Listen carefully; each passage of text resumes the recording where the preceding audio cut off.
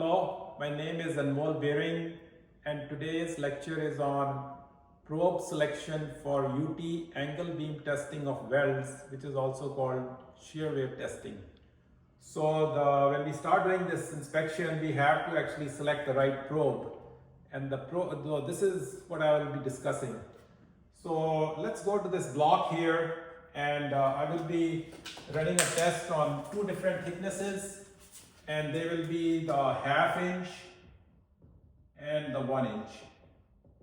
So, and I will be using a 60-degree probe.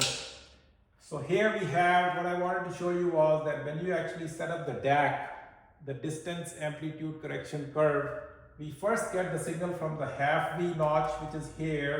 This is a 10% notch, 10% D.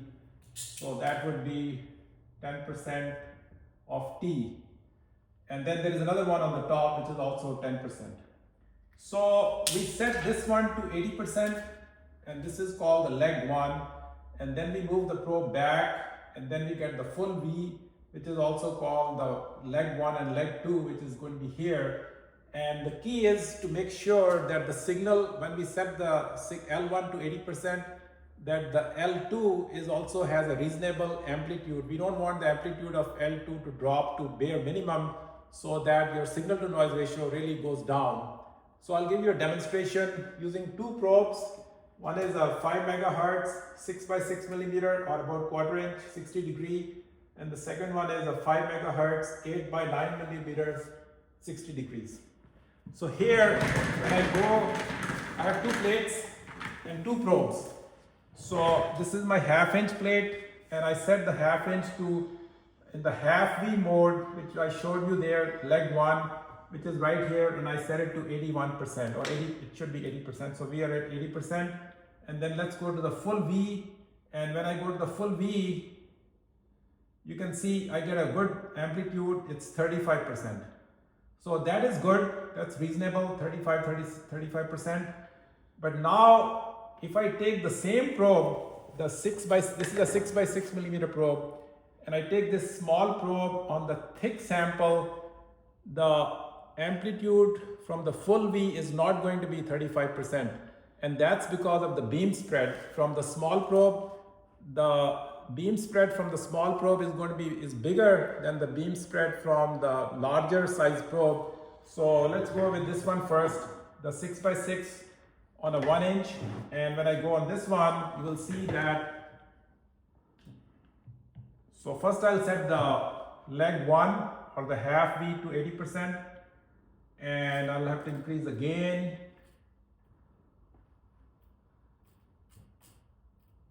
So I make it 80%.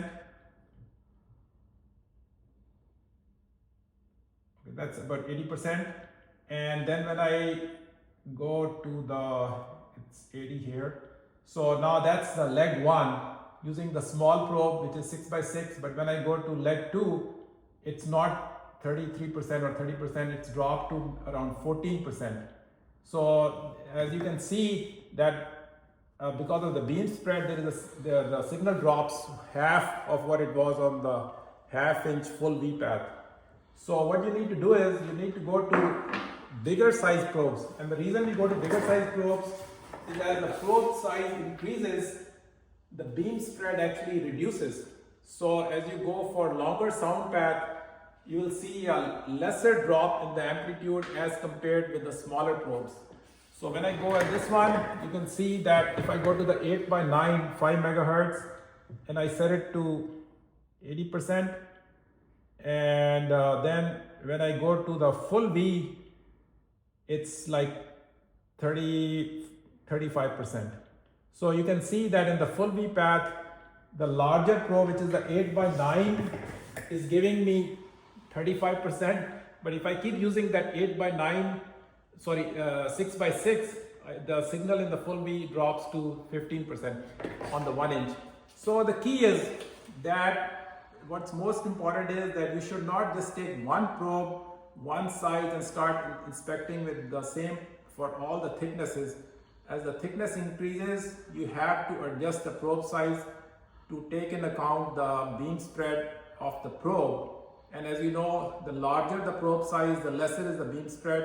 So the thicker the sample, you should go to bigger size probes.